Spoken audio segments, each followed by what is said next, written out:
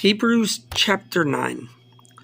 Then verily the first covenant had also ordinances of divine service and a worldly sanctuary, for there was a tabernacle made, the first wherein was the candlestick, and the table, and the showbread, which is called the sanctuary, and after the second veil, the tabernacle, which is called the holiest of all, which had the golden censer and the ark of the covenant overlaid round about with gold, wherein was the golden pot that had manna, and Aaron's rod that budded, and the tables of the covenant, and over it the cherubims of glory, shadowing the mercy seat, of which we cannot now speak particularly. Now, when these things were thus ordained, the priests went always into the tabernacle, accomplishing the service of God. But into the second went the high priest alone, once every year, not without blood, which he offered for himself and for the heirs of the people.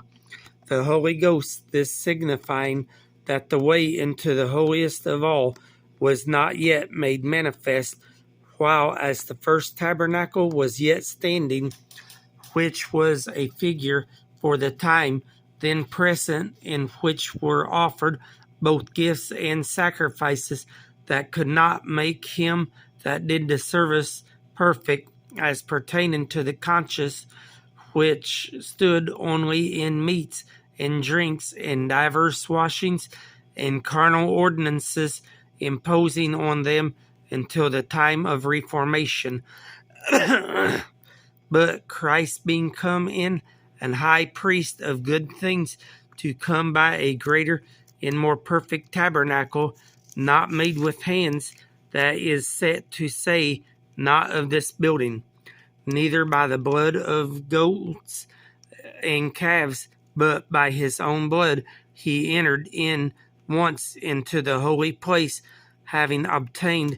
eternal redemption for us. For if the blood of bulls and of goats and the ashes of an heifer sprinkling the unclean sanctify to the purifying of the flesh, how much more shall the blood of Christ, who through the eternal Spirit offered himself without spot to God, purge your conscience from dead works to serve the living God? And for this cause he is the mediator of the New Testament, that by means of death, for the redemption of the transgressions that were under the first testament, they which are called might receive the promise of eternal inheritance. For where a testament is, there must also of necessity be the death of the testator. For a testament is of force after men are dead, otherwise it is of no strength at all while the testator liveth. Whereupon neither the first testament was dedicated without blood, for when Moses had spoken every precept to all the people according to the law, he took the blood of calves and of goats with water and scarlet wool and hyssop, and sprinkled both the book and all the people, saying, This is the blood of the testament which God hath enjoined unto you. Moreover, he sprinkled with blood both the tabernacle and all the vessels of the ministry, and almost all things are by the law purged with blood, and without shedding of blood is no remission. It was therefore necessary that the patterns of things in the heavens should be purified with these, but the heavenly things themselves with better sacrifices than these. For Christ is not entered into the holy places made with hands, which are the figures of the true, but into heaven itself, now to appear in the presence of God for us, nor yet that he should offer himself often, as the high priest entereth into the holy place every year with blood of others.